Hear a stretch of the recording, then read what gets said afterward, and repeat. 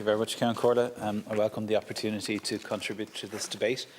The energy sector underpins much of the nation's affairs, and the effects of price fluctuations in the energy market have knock-on effects for almost every aspect of our economy, and indeed can make a real impact on the lives of consumers and the decisions that they make on a day-to-day basis. The invasion of Ukraine has appalled the moral and civilised world.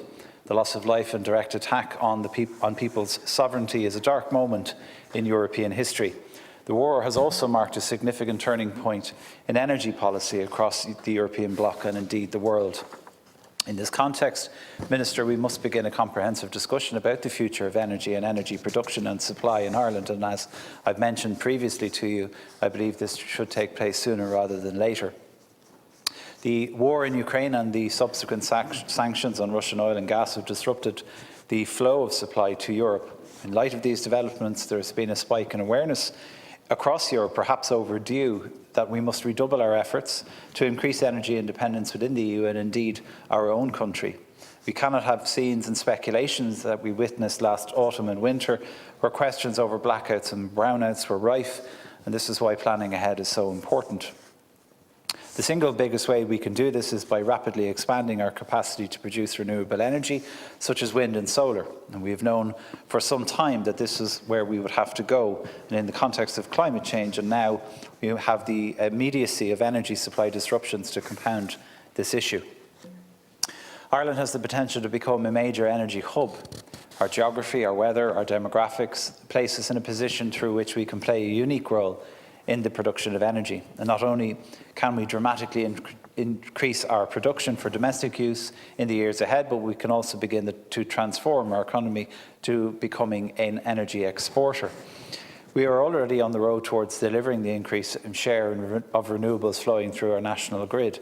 This process, of which has been increasing year on year for some time, figures which will be bolstered by the completion of the Celtic Interconnector, which will deliver clean electricity mostly derived from nuclear power generated in France. I recognise, however, that these are matters that will take time to resolve. Changes in planning regimes, the development of MARA and other anomalies that need to be addressed will not be solved overnight. Just today I noted that the Cabinet signed off on a new legislative amendment to streamline onshore wind energy generation, which again is to be welcomed. As we look to the here and now and the immediate future, we have to ensure that we have the ability to meet the demands of our society. I welcome the fact that plants that were previously deactivated for essential maintenance are now back in service, and this will ease some of the strain on the grid that we witnessed last year. We must invest in our national grid if we are expected to respond to the growing energy demands and indeed our growing population. This also includes using the grid technologies as it was designed rather than the stop-start approach adopted, which has led to the two plants being out of commission in the first instance. Our grid needs dramatic funding increases, and I think that this bill in some way goes towards that. Therefore, I question the comments of others in relation to this perceived urgency of this bill. Because it is urgent that our grid is upgraded. It is urgent that we have the capacity to go out and borrow in order to purchase the necessary equipment to meet the demands of the nation. And I question the opposition, particularly Sinn Féin's comments in relation to the pre-legislative scrutiny, because contained within this bill is a very urgent matter, and that's the PSO, which is a €75 rebate.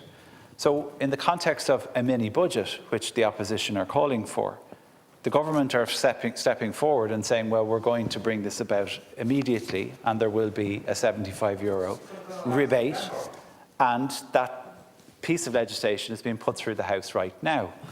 The members opposite in the committee on which I serve suggested that we enter into pre-legislative scrutiny.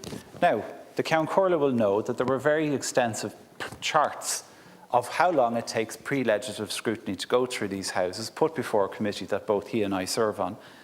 And it showed that the minimum turnaround time is about 8 weeks. But 8 weeks puts it into August, and we don't sit in August. So therefore, this bill was going to be delayed to, at minimum, September, probably October. So how are you supposed to put through a budgetary measure in a tight time frame to benefit every household in the country, unless you're just doing it to play politics, which is clearly what you were doing. So I get very frustrated when I hear members opposite claiming that they didn't have an opportunity to scrutinise the legislation. There were questions put by the member. To representatives of the department. Your questions were answered. You stated in the House that you had unanswered questions. You didn't ask any questions that were unanswered. I asked a pile of questions. So, what are you talking about? let's be honest with the electorate. Let's tell them the truth about what goes on. Rather than coming into this House, all of you, ask the Minister, did I ask questions? Ask the Minister. As usual, Minister, being did I ask cynical. questions? Count Corley. Of course I did.